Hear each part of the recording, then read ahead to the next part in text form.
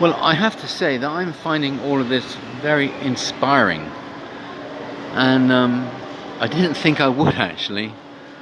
Now, when you look around here, what you are seeing is the evolution of looms, I suppose, from when they first appeared a few hundred years ago, and of course back then people were sitting on the ground operating them by their feet and hands, and then of course as the time went by, so they progressed to like this sort of thing that you see here. There's all sorts actually. It's very interesting actually. We just saw a demonstration of like when cotton is picked, how it then turns into what you then see on like a spool. You know, and it's just, that's the sort of thing that we all come to accept as normal, don't we? You know, you buy some cotton from a store or whatever color it is, you know, it's on a spool and there it is. And yet that happened because of a process.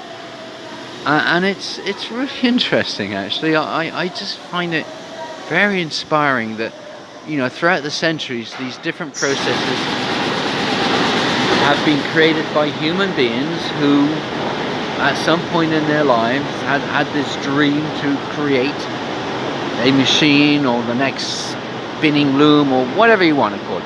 You know, somebody had that desire, that dream, and worked at it, slogged at it, did early hours, late hours, had many failures, and eventually had a success.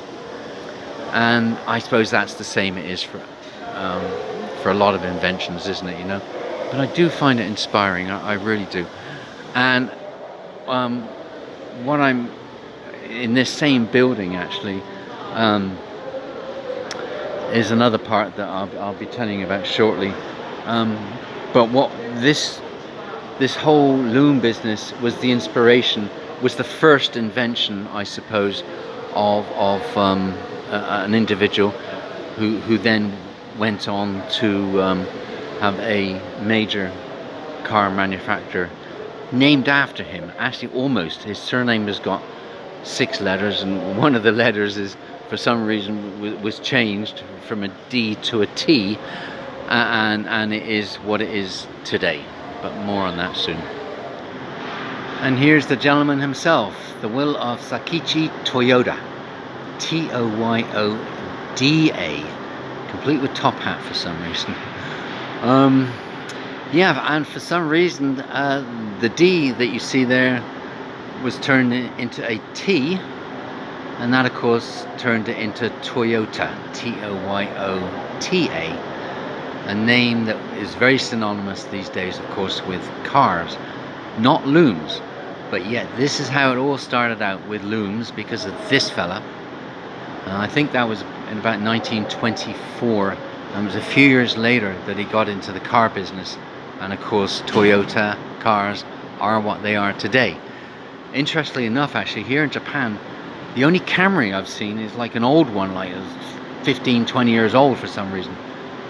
What you and I might think of as a normal size Camry, I haven't seen any of them here. I mean, I suppose they must exist. I mean, but there's plenty of Toyotas here, but they're all kind of smaller. And that may be because, I don't know, the size of the Japanese streets, perhaps? I'm not sure. But anyway, this is all very interesting stuff. And here it is, from 1936, ToyoDa with a D at the end. You can near the end, and you can see that here. Not sure why and when it changed to Toyota with a T. Anyone know? Please explain in the comments. But as you can see, and as is the case today, steering wheel on the right hand side, because they do drive on the left hand side of the road in Japan, and in approximately 1/3 of the countries on this planet, which of course is the correct side, as we all know, going back whatever reason, who knows. But anyway, so I don't think this is the actual #1 vehicle, but this is just a one of it. Not sure when this one was actually manufactured. There you go. Not so bad, eh? Okay, there's the fella himself, Mr. Sakichi ToyoDa with a D. And he's the one that founded the ToyoTa with a T group. And he established the ToyoDa with a D.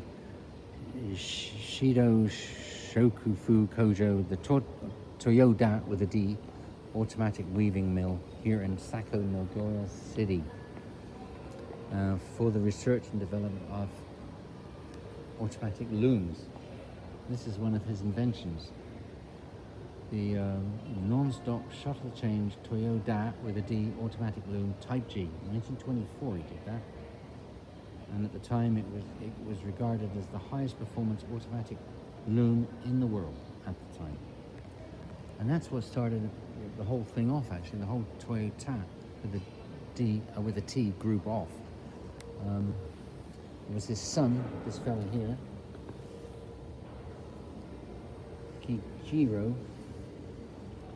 that launched the automobile business in 1935 and founded ToyoTa Motor Company in 1937 in Commemorative, present ToyoTa with a T City, which is a few miles east of here, and that's also open to the public. I guess they've got a factory there, not sure, but they go into a bit more detail about ToyoTa cars and all that sort of thing.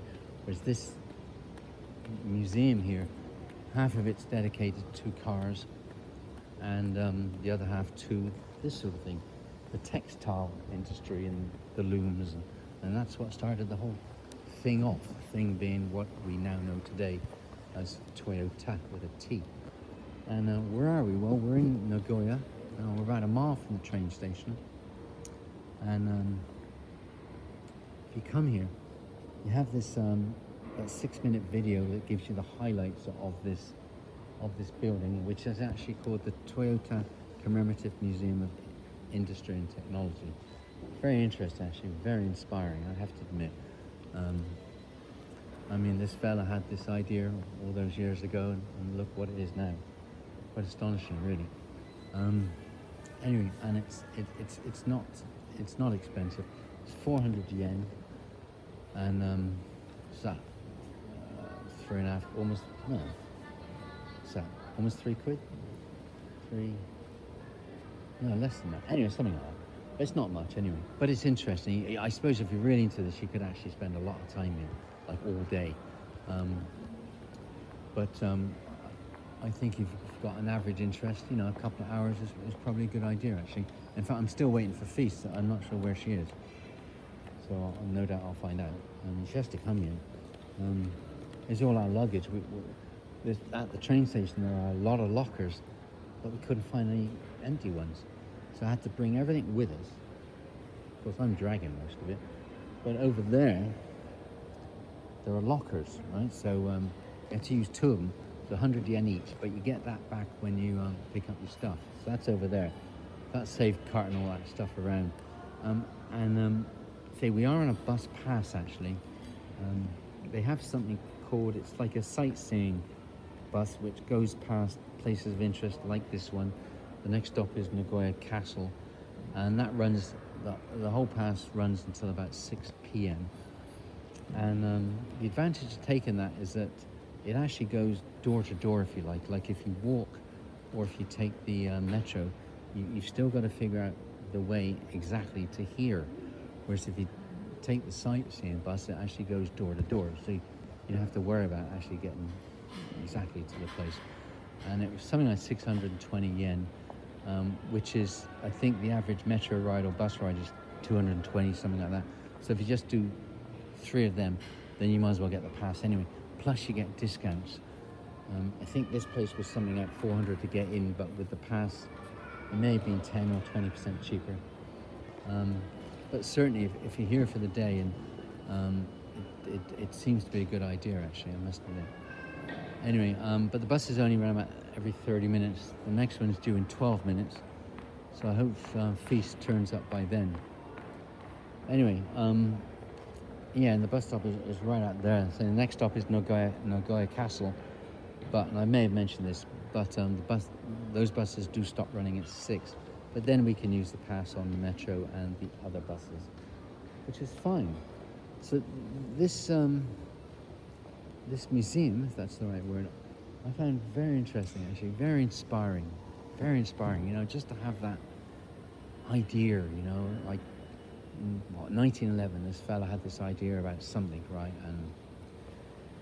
And of course, at the time, he was into this sort of thing, the textile and the looms and all of that. And it was his son that started the car side of things. But you know, there's motivation, there's inspiration, all of that comes into it.